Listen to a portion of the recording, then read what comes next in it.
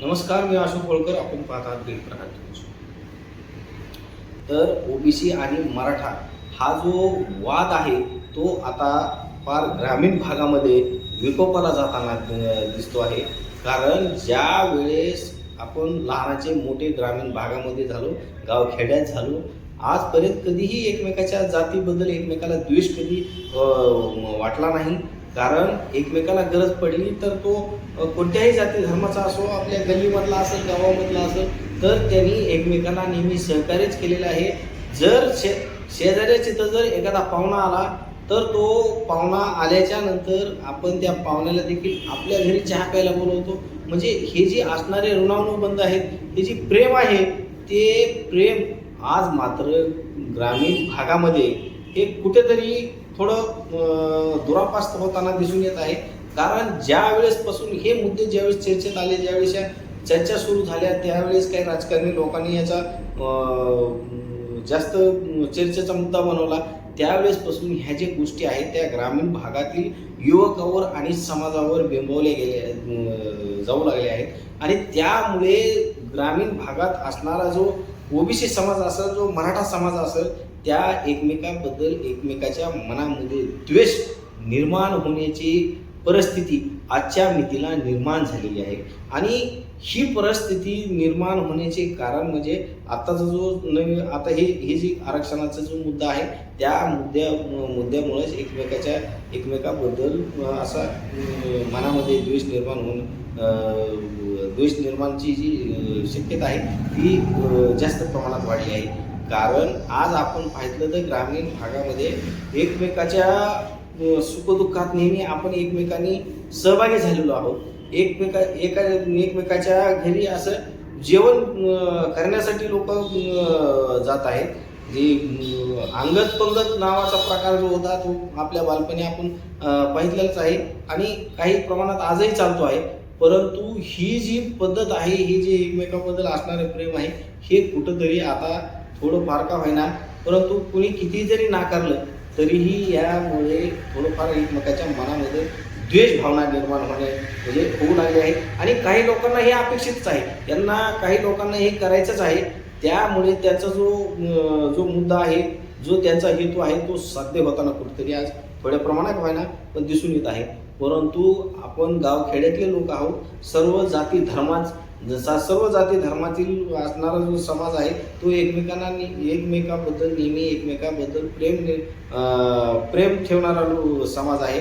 गावखेड्यातला समाज हा एकमेकाबद्दल असा कायम सलोख्याचे संबंध जपणारा समाज आहे. आणि या समाजाने कुठल्याही कोणाच्याही वक्तव्याचा मनावर एवढा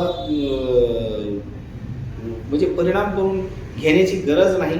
कारण कुणाचं काय वक्तव्य आहे, ते कशासाठी आहे, हे सर्वांना माहीत आहे. कारण आपण त्या गोष्टीमध्ये आपण उडी घ्यायची नाही. आपण एकमेकाबद्दल द्वेष निर्माण करायचा नाही. प्रत्येकाला प्रत्येकाच्या जातीचा स्वाभिमान असतो, तो असलाही पाहिजे, परंतु तो इतरांच्या जातीचा द्वेष न करता. आणि ही भावना एकमेकांनी जपली पाहिजे. ज्या आरक्षणाच्या प्रक्रिया असतील किंवा ज्यांना विरोध करायचा आहे, हे दोन्ही ज्या बाबी आहेत ते दोन्ही कायदेशीर बाबी लढल्या जातील. त्याच्याबद्दल काय निर्णय व्हायचा तो होईल. त्याच्याबद्दल कोण काय ठरवायचं ते ठरवेल. आणि कोणाच्या पदरात काय पडायचं ते पडल आणि कोणाच्या पदरात नाही पडू द्यायचं, त्याच्यासाठी जे प्रयत्न चालू आहेत त्यांचे प्रयत्न सफल होतील नाही होतील हा जो मुद्दा आहे तो आपण आपल्या पद्धतीने तो बाजूला ठेवला पाहिजे. कारण तुमची कोणाची लढाई असो ही आपापल्या पद्धतीने योग्यच असते. कारण ह्या बाबी ज्या आहेत त्या नियमाने आहेत, त्या कायदेशीर आहेत, त्या कायदेशीर पद्धतीने लढल्या पाहिजे, ते वैचारिक पद्धतीने लढल्या पाहिजे. आणि त्याच्यासाठी आपण एकमेकाबद्दल द्वेष ठेवणं आणि एकमेकाबद्दल विष पेरणं आणि एकमेकाच्या जातीबद्दल द्वेष निर्माण करणं हे मात्र चुकीचं आहे. कारण ग्रामीण भागामध्ये एकमेकाच्या ताटात जेवणारे आपण आहोत. आणि ही जर संस्कृती आपण जर या छोट्याशा गोष्टीमुळं जर समजा आपण कुठंतरी ही मोडीत काढत असू तर ही खूपच चिंतेची बाब आहे, गंभीर बाब आहे. याचं भान आम्ही ठेवलं पाहिजे. कारण ग्रामीण भागातील असणारी एकमेव संस्कृती अशी आहे की ती एकमेकाच्या सुखदुःखात धावून जाणारी, एकमेकाच्या ताटात जेवणारी, एकमेकाच्या कुठल्याही चांगल्या वाईट कार्यक्रमामध्ये सहभागी होणारी ही संस्कृती आहे, ती आज शहरी भागामध्ये पाहायला मिळत नाही. ती फक्त ग्रामीण भागामध्येच पाहायला मिळते आणि ही वर्षानुवर्षे चालत आलेली हजारो वर्षाची परंपरा आहे. हे त्यामुळे हीच परंपरा आहे, ती आपल्याला कायम टिकवायची आहे. ते कोण काय म्हणतंय, कोणी काय म्हटलं ह्याचं हे जास्त आपण मनावर न घेता आणि आपण आपल्या भावना एकमेकाबद्दल त्या पद्धतीने व्यक्त न करता कोणी काही म्हणू द्या, परंतु आपली जी एकमेकाबद्दलची असणारी जी चांगली भावना आहे तीच आपल्याला ठेवायची आहे, तीच आपल्याला जपायची आहे. कारण आज आपण पाहिलं तर ग्रामीण भागामध्ये कुणालाही जरी शेजाऱ्याला दुःख झालं तर त्याच्या दुःखामध्ये धावून आपण त्याच्यासाठी जातो, त्याच्या संकट काळात आपण जातो. एकमेकाबद्दल जर त्याच्या घरात एखादी वस्तू कमी असेल तर ती हक्काने तो मागण्यासाठी आपल्या घरी येतो, आपण त्याच्या घरी जातो.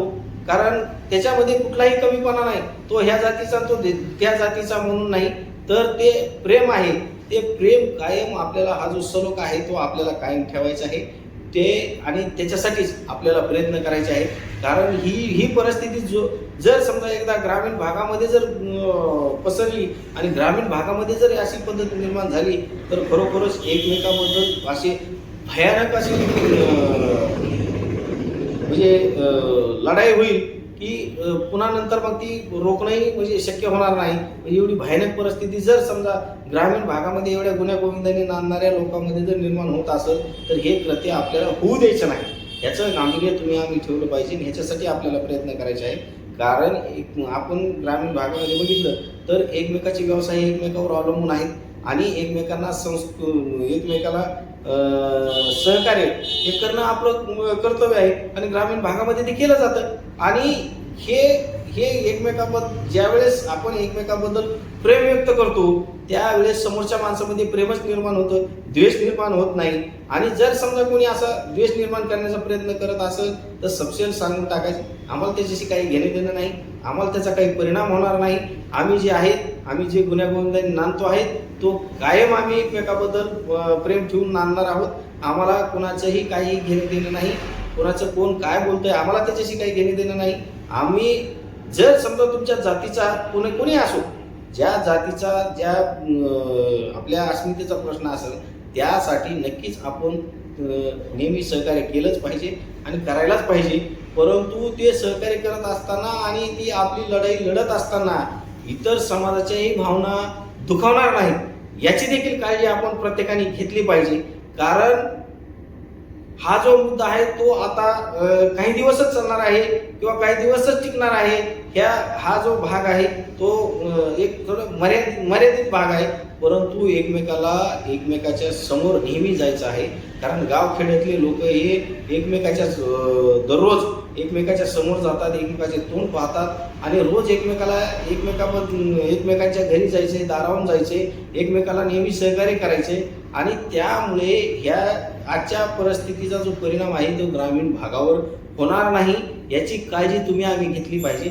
आणि जर समजा ही काळजी घेतली तरच ग्रामीण भागामध्ये असणारी जी संस्कृती आहे, जे एकमेकाबद्दल असणारं जे प्रेम आहे ते कायम टिकेल आणि हेच आपल्याला टिकवायचं आहे. त्याच्यासाठी कुणीही एकमेकाच्या जातीबद्दल द्वेष न करता एकमेकाबद्दल कायम आपलं प्रेम राहावा. एकमेकाच्या बद्दल असणारे जे वर्षानुवर्षाचे असणारे जे ऋणानुबंध आहेत ते देखील कायम राहिले पाहिजेत आणि हेच आपल्याला संस्कृती कायम जपायची आहे. कारण आपण एकमेकाच्या ताटात जेवणारे माणसं आहोत, एकमेकाच्या घरी जाऊन पाणी पिणारे माणसं आहोत, एकमेकाच्या सुखदुःखात सहभागी होणारे माणसं आहोत आणि ही संस्कृती आपल्याला कायम टिकायची आहे. याच्यामध्ये कसल्याही प्रकारचा दुरावा आणायचा नाही. जर मराठा समाजाचं आंदोलन असेल तर त्या आंदोलनामध्ये प्रत्येक ओबीसी समाजाचं देखील सहकार्य अनेक वेळा राहिलेलं आहे, मुस्लिम समाजाचं सहकार्य राहिलेलं आहे. ते कुठल्याही जाती धर्माचा द्वेष न करता सोबत आलेले आहेत. आणि जर समजा इतर जर मुस्लिमचं जर काही कार्यक्रम असेल, ओबीसीचा काही कार्यक्रम असेल तर मराठा समाजाने देखील वेळोवेळी सहकार्यच केलेलं आहे.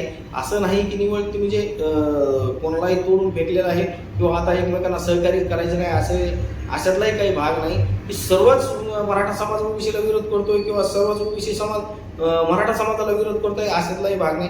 जे वैचारिक माणसं आहेत ते कदापिही विरोध करणार नाहीत. आणि ग्रामीण भागातले असणारे जे लोक आहेत की ज्यांना आपण समजा ग्रामीण भागातील जे अशिक्षित लोक म्हणतो ज्यांना आपण, परंतु कधी कधी अशिक्षित असणारा जो वर्ग आहे खरं तर तोच कधीतरी चांगला म्हणावा लागेल, कारण त्यांनाही आतल्या काही गोष्टीचं काही घेणे देणं नाही. एकमेकाबद्दल कायम ऋणानुबंध जपण्याचं काम ते जो काही थोडाफार अशिक्षित समाज असतो, जो नेहमी एकमेकाबद्दल नेहमी प्रेमच ठेवतो, कारण त्याला ह्या असल्या आरक्षण काय काय काय ह्याच्याबद्दल कसली काही माहिती नसते, राजकारण काय असतं ह्याच्याबद्दल बी काही माहिती नसतं, तो काय बोलला, नेता काय बोलला ह्याच्याबद्दल बी काही घेणे देणं नसतं. ते फक्त एकमेकाबद्दल जे असणारं जे प्रेम आहे ते कायम एकमेकाला देतात, एकमेकाचे प्रेम घेतात. त्यामुळे त्यांना इतर गोष्टीमध्ये कुठल्याही प्रकारचा रस नसतो, कारण गाव खेड्यामध्ये शेजारी शेताच्या शेजारी असतील, घराच्या शेजारी असतील, गल्लीत असतील, गावात असतील, हे 18 जाती धर्माचे लोक असतात आणि हे लोक एकमेकाचा व्यवसाय हा अवलंबून असतो आणि त्या व्यवसायामुळे त्या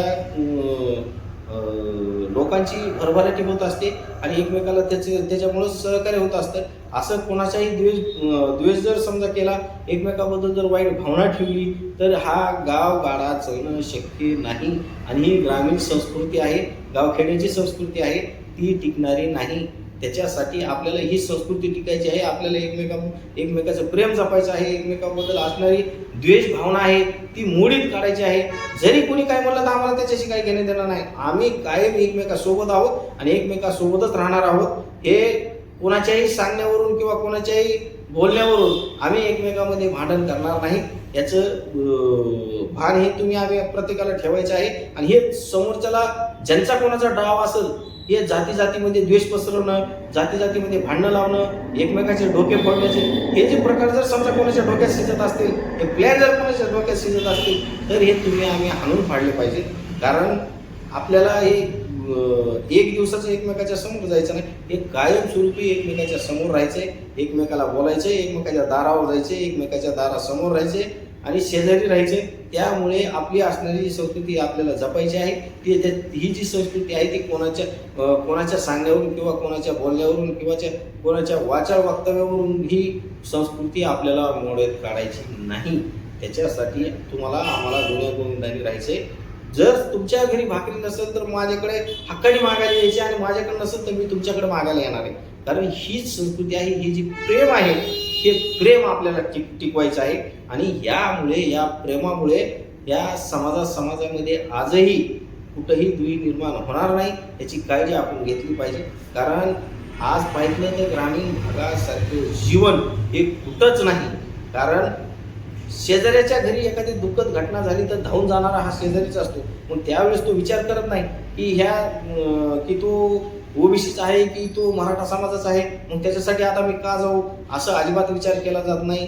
तो जेवत्या ताटावरून जर काही दुःखद घटना घडली तर जेवत्या ताटावरून उठून पाळणारा हा ग्रामीण भागातला गावखेड्यातला वर्ग आहे, हा समाज आहे.